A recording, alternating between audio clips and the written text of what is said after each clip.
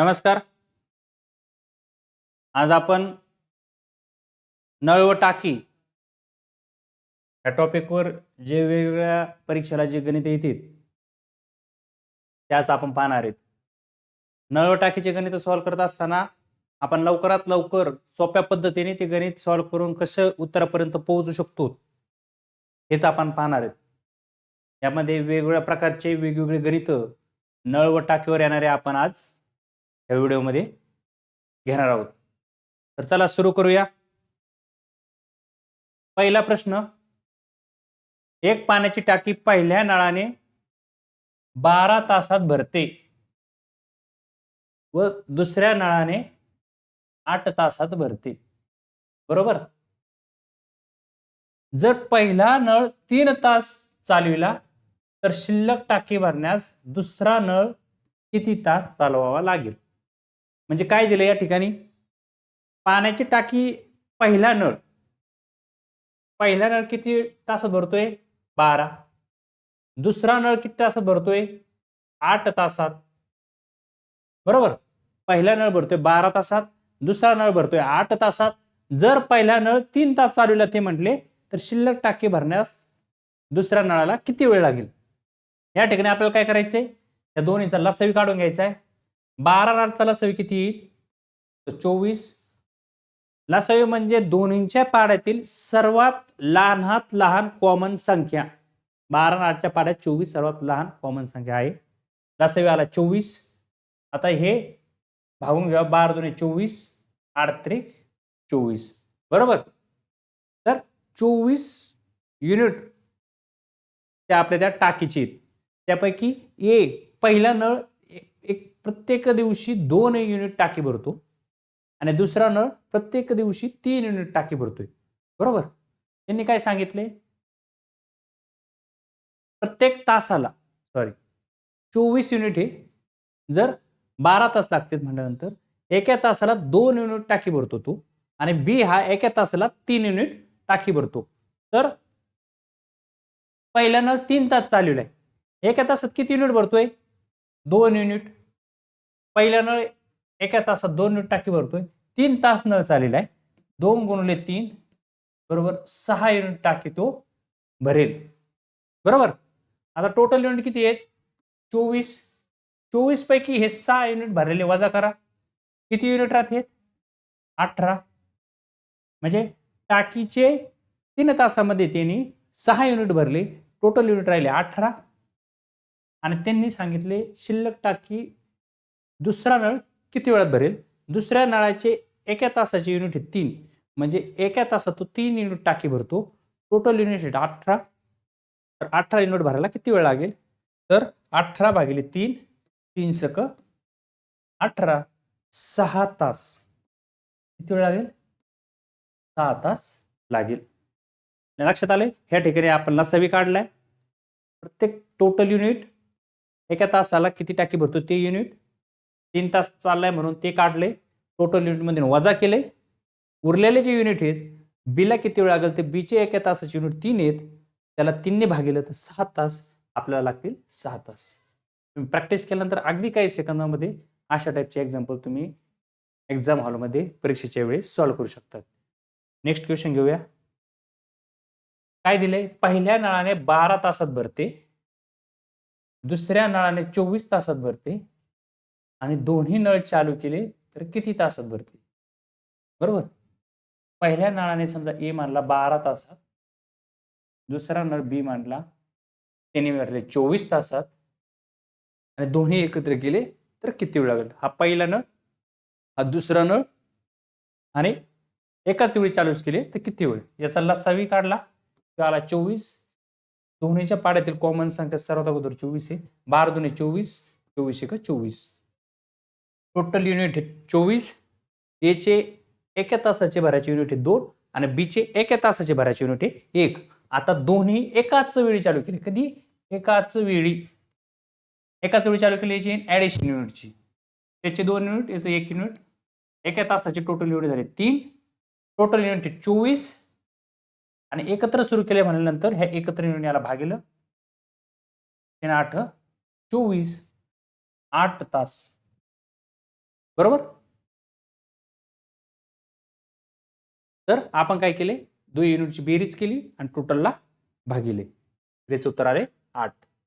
पुढील गणिताकडे जाऊया. काय दिले, एक पाण्याची टाकी पहिल्या नळाने 12 तासात भरते आणि दुसऱ्या नळाने 24 तासात भरते आणि तिसऱ्या नळाने 36 तासात भरते. तिन्ही नळ एकत्र चालू केले तर किती वेळ लागेल? पहिल्या नळाने 12 तासात, दुसऱ्या नळाने 24 तासात आणि तिसऱ्या नळाने 36 तासात. त्यांनी सांगितले तिन्ही नळ एकत्र चालू केले तर किती वेळ लागेल? आपल्याला या ठिकाणी पुन्हा लसावी काढायचा आहे. याचा लसावी येतोय 72, 36 दुने 72, 24 त्रिक 72, 12 सक 72. बरोबर. Total unit 72. पहिल्या नळाचं युनिट हे एका तासाचं 6, दुसऱ्या नळाचं 1 तासात 3 युनिट भरते आणि तिसरा नळ एका तासात 2 युनिट भरतोय. तिन्ही एकत्र चालू केले, ह्या सर्वांची बेरीज घेतली. 6 अधिक 3 अधिक 2 बरोबर 11. बरोबर. टोटल युनिट आहेत 72 आणि एका तासाचे तिघांचे एकत्रचे युनिट आहेत 11. ह्या 11 युनिट याला भागिलं. 11 सक 66 आणि किती उरले? 6 उरले आणि हे खालचे 11. 6 6 छेद 11. लक्षात आले? त्याचं उत्तर 6 6 छेद 11. 11 सक 66 आणि वर 6 उरले, तसेच ठेवले आणि खाली या 11 तशीच. आणि इथं जर पॉइंट मध्ये ऑप्शन असेल तर आपण पॉइंट मध्ये उत्तर सोडू शकतो. बरोबर. चला आता पुढच्या गणिताकडे जाऊया. काय दिलं इथं? पहिल्या नळाने एक टाकी 10 तासात भरते, दुसऱ्या नळाने ती टाकी 15 तासात भरते आणि तिसऱ्या नळाने काय होते, 18 तासात रिकामी होती. काय होती? रिकामी होती. म्हणजे 2 नळाने टाकी भरती, तिसऱ्या नळाने रिकामी होती आणि तिन्ही नळ जर एकाच वेळी चालू केल्यास किती तासात भरेल? पहिल्या नळाने किती तासात भरते? 10. बरोबर. दुसऱ्या नळ किती तासात भरते? 15. आणि तिसरा नळ हे तिने 18 तासात काय होती, ती रिकामी होती. जर एकत्रित चालू केल्यानंतर किती वेळ लागेल? बरोबर. या ठिकाणी काय करायचंय, याचा लसावी काढायचा आहे. लसावी येते आपला 90. बरोबर. 18 पंचे 90, 15 सक 90, 10 9 90. टोटल युनिट आहेत 90. पहिला नळ आहे, हा दुसरा आहे, तिसरा आहे. आता पहिल्या आणि दुसऱ्या नळाने टाकी भरती आणि तिसऱ्या नळाने रिकामी होती. बरोबर. आता टोटल 90 युनिट पैकी पहिला नळ एका तासात 9 युनिट भरतोय, दुसरा नळ एका तासात 6 युनिट भरतोय आणि तिसरा नळ हा एका तासात 5 युनिट वजा करतोय त्याच्यातले. लक्षात येते? तिन्ही नळ आपण एकाच वेळी चालू केले तर ह्या पहिल्या 2 युनिटची काय होईल? बेरीज होईल पहिल्या 2 युनिटची आणि ह्या युनिटची त्या बेरीज मधून हे युनिट काय होईल, तर वजा होईल आपलं. म्हणजे तिन्ही नळ चालू केले, पहिल्या युनिटचे 9 तास अधिक दुसऱ्या नळाचे 6 तास, तिसरा नळ चालू केल्यानंतर प्रत्येक तासाला 5 युनिट त्याच्यातून वजा करतोय. म्हणून 9 सा 15, त्याच्यातून 5 युनिट वजा झाले, फायनल आले 10 युनिट. म्हणजे प्रत्येक तासाला 15 युनिट भरल्या जात आहेत, त्याच्यातून 5 युनिट वजा होते. फायनली 10 युनिट एका तासाला भरल्या जातात. अशा पद्धतीने तिन्ही नळ एकत्रित चालू केले तर प्रत्येक तासाला 10 युनिट भरल्या जातील. टोटल युनिट आहेत आपले 90. तासाला भरल्या जाते 10. किती तास लागतील? 10 9 90. 9 तास लागतील. आपलं उत्तर आलंय 9 तास. बरोबर. म्हणजे जे नळ रिकामा करतोय ह्या दोन्हीच्या बेरजेतून तो वजा करायचा आणि जे काय उरलेले युनिट असतील त्या युनिटनी ह्या टोटल युनिटला भागायचं. जे उत्तर येईल ते आपलं आले फायनल आन्सर. पुढील प्रश्नावर जाऊया. एका नळाने टाकी 4 तासात पूर्णपणे भरते आणि तिला छिद्र असल्यामुळे ती टाकी त्या नळाने 5 तासात भरते. तर ते छिद्र संपूर्ण भरलेली टाकी किती तासात रिकामी करेल? म्हणजे आपल्याला यांनी काय केले, एक नळ आहे, नळाची कॅपॅसिटी दिली 4 तास. बरोबर. आणि नळ प्लस छिद्र नळ पण चालू आहे आणि ते छिद्र पण चालू आहे, त्यावेळेस त्या टाकीला भरायला 5 तास लागतात. बरोबर?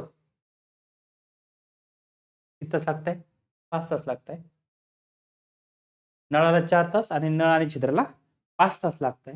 आणि त्यांनी काय विचारले? फक्त छिद्राला किती वेळ लागेल? बरोबर? नळाला 4 तास, छिद्र चालू केल्यामुळे 1 तास वाढलाय, 5 तास आणि विचारले फक्त छिद्र. याला पण सोप्याच पद्धतीने काय करायचे? दोन्हीचा लसावी काढून घ्यायचा आहे. 4चा आणि 5चा लसावी येतोय 20. 5 चोक 20 आणि 4 पंचे 20. बरोबर? टोटल युनिट आहेत 20. म्हणजे फक्त आपण जर नळ चालू ठेवला तर एका तासात आपले 5 युनिट भरल्या जात आहे त्या 20 पैकी. आणि नळ आणि छिद्र दोन्ही चालू केले तर त्या छिद्रामुळं टाकी कमी भरल्या जाते. त्यामुळं आपलं 4च युनिट एका तासात भरल्या जात आहे. छिद्र ते असल्यामुळं चालू. बरोबर? तर या ठिकाणी आपल्याला काय करायचंय? नळ आणि छिद्र दिले एकत्र युनिट आणि फक्त नळाचे युनिट दिले. त्या दोन्हीचा काय घ्यायचं? इथं आपल्याला डिफरन्स वजाबाकी करायची. नळ आणि छिद्र हे दोघे एकत्र दिले आणि फक्त नळाचं काढायचे. त्या ठिकाणी आपल्याला काय करायचंय? डिफरन्स घ्यायचा आहे. नळाचे 5 युनिट, नळ आणि छिद्राचे 4 युनिट, याचा डिफरन्स तो आला 1. ह्या डिफरन्सनी ह्या टोटलला भागायचे. 20 भागिले 1 बरोबर 20. या ठिकाणी 20 आवर्स म्हणजे 20 तासात ही टाकी काय होईल? रिकामी करेल. तर ते छिद्र संपूर्ण भरलेली टाकी किती तासात रिकामी करेल? 20 तासात. त्याची कॅपॅसिटी किती आहे? एक युनिटची कॅपॅसिटी त्याची रिकामी करायची. इथं पण आपल्याला लक्षात येते की नळ 5 युनिट भरतोय एका तासात आणि छिद्र चालू केल्यामुळे 4च युनिट होतील. म्हणजे 1 युनिट काय करतोय? छिद्र रिकामे करतोय. म्हणजे छिद्राची कॅपॅसिटी किती? एका तासाची 1 युनिटची. टोटल युनिट किती आहे? 20. एका तासात 1 युनिट रिकामी करतो तर 20 युनिट रिकामी करायला 20 तास लागतील. तुम्ही तोंडही काढू शकताय किंवा तुम्ही याचा डिफरन्स घ्यायचा. 1 आलाय 20 भागिले 1 आणि 20. बरोबर? पुढलं एक्झाम्पल.